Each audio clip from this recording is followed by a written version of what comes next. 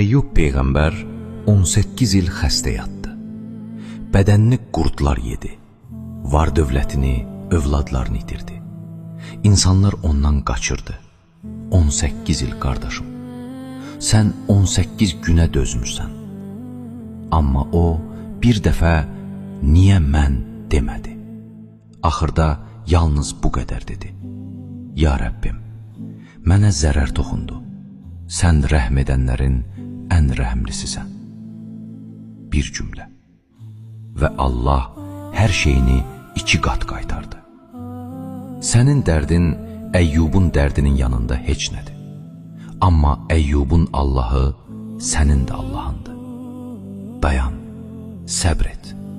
Allah səni görür, göz yaşlarını sayır, hər ağını eşidir. Və vaxtı gələndə, mütləq gələndə hər şey yerinə düşəcək. Sadəcə inan.